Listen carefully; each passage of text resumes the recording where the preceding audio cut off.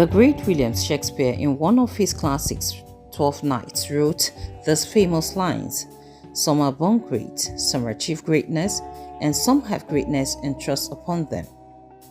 The life of former military president of Nigeria, General Ibrahim Badamasi Babangida, GCFR, will find some harmony with the great statement. Born into a humble and devout Muslim family of Muhammadu and Aishatu Babangida on the 17th of August 1941, a retired Nigerian Army general nicknamed Maradona or the Evil Genius, General Ibrahim Badamasi Babangida, for most of his life, lived in relative obscurity, but fate ultimately ensured that he could not avoid greatness. On the 17th of August 2021, the general will turn 80, and as the expression of his military constituency will have it, there will be many gun salutes for the general, the child of fate. Born in Minna, the Niger state capital, north-central Nigeria, General Ibrahim Badamasi Babangida spent his childhood in the community, attending Gwari Native Authority, currently known as IBB Primary School, Minna, between 1949 and 1956. From 1957 to 1962, he was at the famous Bidda Provincial Secondary School, now Government College, Bidda, where he graduated with outstanding results the school ever produced. General Babangida enlisted into the Nigerian Army on the 10th of December 1962 at the Military Training College, Kaduna, now known as Nigeria Defense Academy, Kaduna. He fought in the Nigerian Civil War, involved in many military operations in Nigeria and abroad at different times, as well as rose through the ranks of the Nigerian Army before advancing to the rank of general and consequently Commander-in-Chief of the Armed Forces and Military President of the Federal Republic of Nigeria.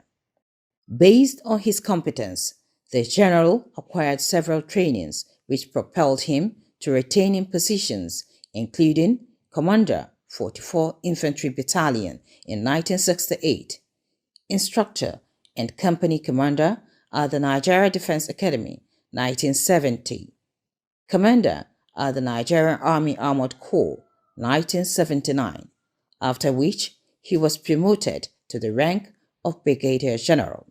When he returned from the International Defense Management Course from the United States in 1980, he was appointed Director, Armor Staff Duties following the coup on the 31st of December 1983.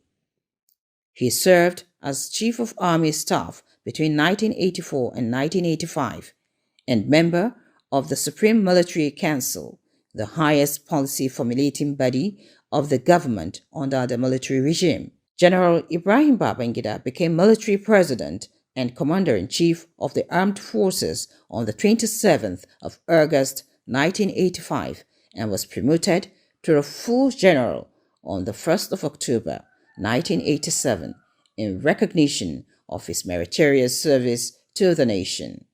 He was equally decorated on 5 occasions with Defense Service Medal, National Service Medal, Royal Service, Force Service Star, General Services Medal, and many others too numerous to mention. As a strong man in the military and unelected president in Nigeria, General Babangida came up with developmental policies that are most striking, like his role in the growth and development of Nigeria's economy and the implementation of the people-oriented programs. The governance we have in mind predictability and certainty of political life during the period of transition. I believe we can work together, not in an atmosphere of subordinate, superordinate relationships, but in an atmosphere of shared responsibility. As he attains another landmark age, his friends and associates, while wishing him well, expressed appreciation for having crossed the path of this great man, as they unanimously describe him. Right from childhood, Ibrahim Badamasi Babangida stand out as a leader, because when we were in elementary school, he was appointed the class monitor, and when we were in secondary school in our final year, he was appointed the head boy. So definitely he has some leadership quality. And as a young man, always his concern is for the less privileged, the junior ones. He wants justice and so on. So he's always out to protect the younger ones when he sees injustice being done. And as we grew up, it became his characteristics to ensure that everybody is given his right and allowed to play his role. Certainly, IBB needs all the congratulations in the world.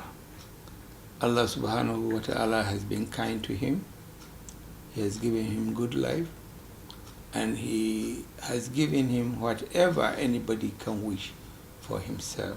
So I wish him well, continued good health, and peace of mind, to sit down and reflect to see all the legacies he is leaving behind.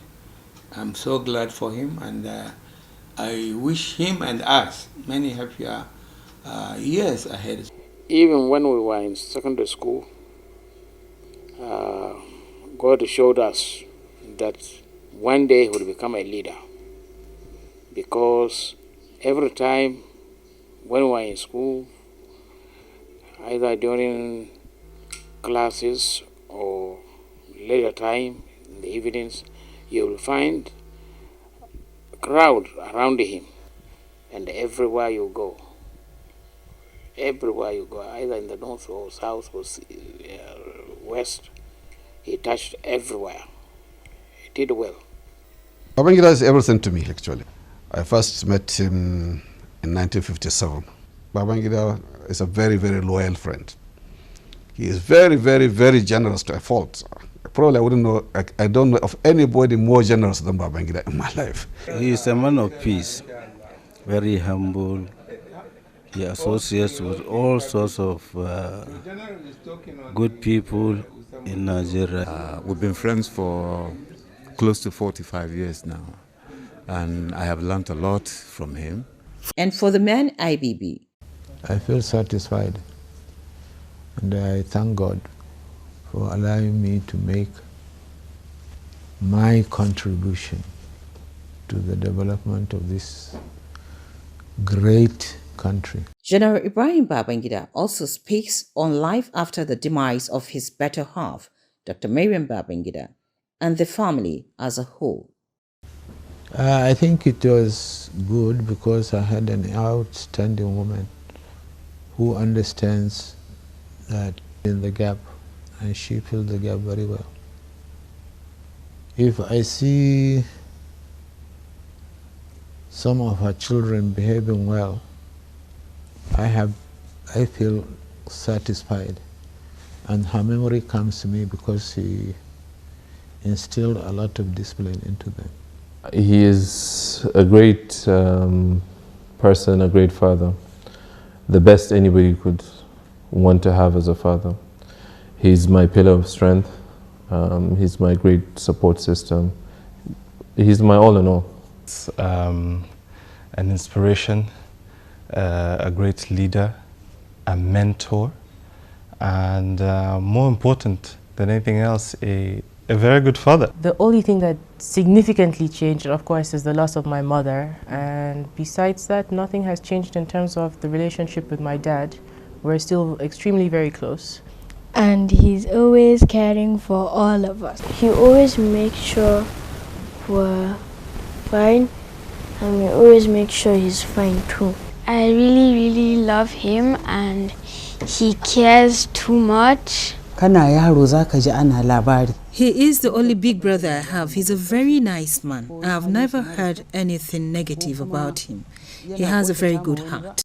Above all, one cannot but admire the man called IBB, whom his friends and associates said has shown love and even embraced those who have derided his words as soon as they realized that he is a man with a large heart. That is the man, IBB.